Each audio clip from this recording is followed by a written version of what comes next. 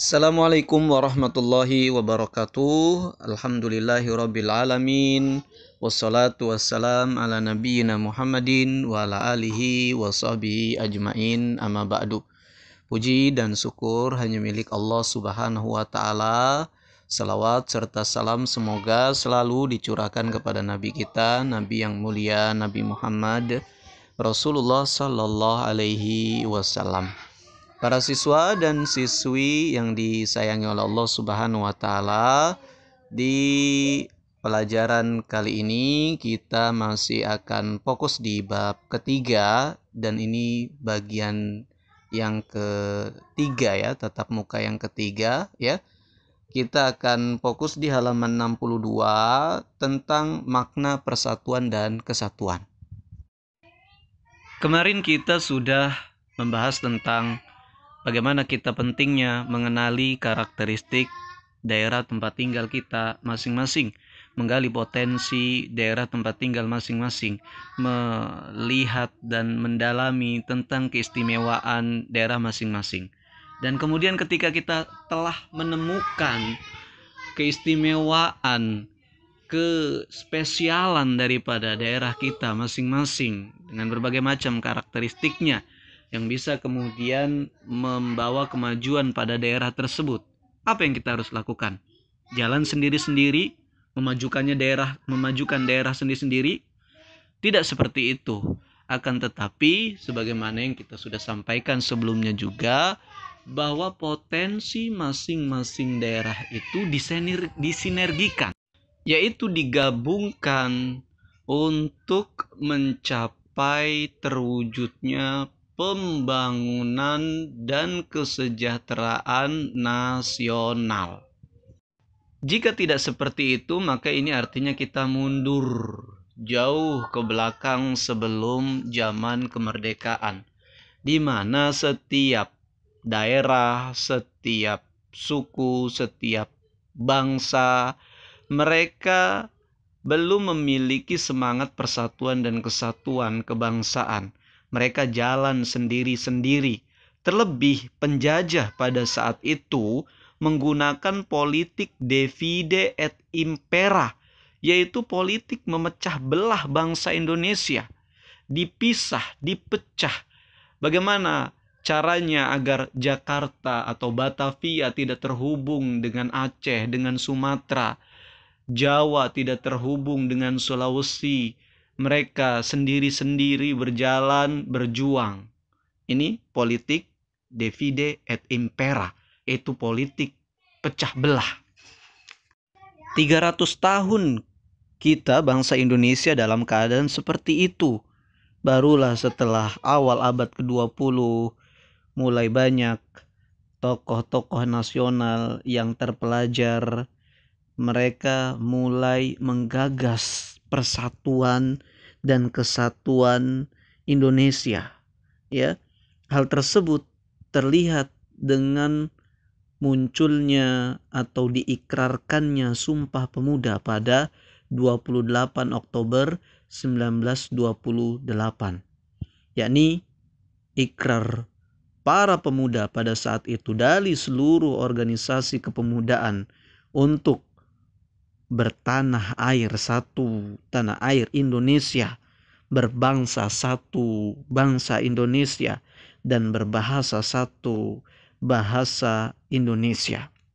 Nah, pada Kongres Pemuda kedua terdapat 3 putusan penting bagi bangsa Indonesia, yaitu yang pertama diputuskan ya tentang isi Sumpah Pemuda yang sudah kita sebutkan di awal.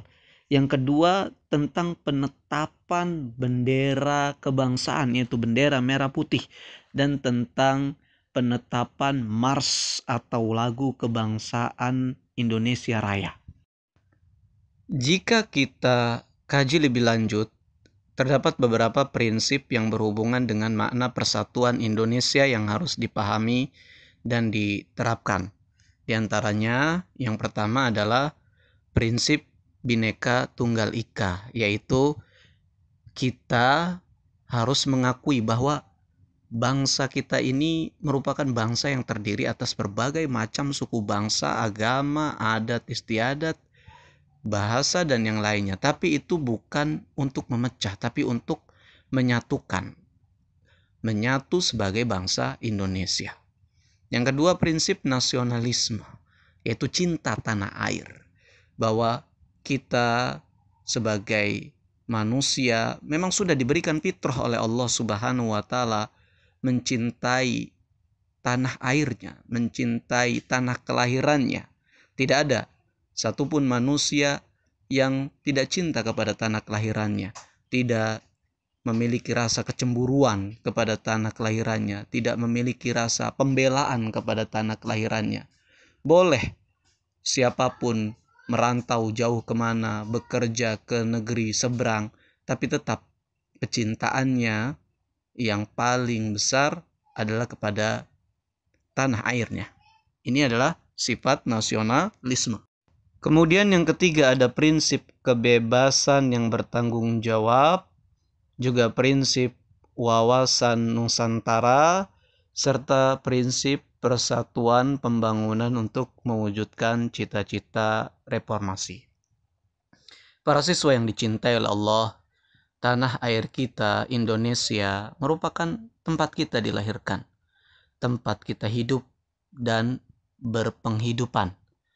Kita sebagai bangsa Indonesia harus cinta terhadap tanah air dan bangsa sendiri, serta menunjukkan sifat bangga berbangsa dan bertanah air Indonesia.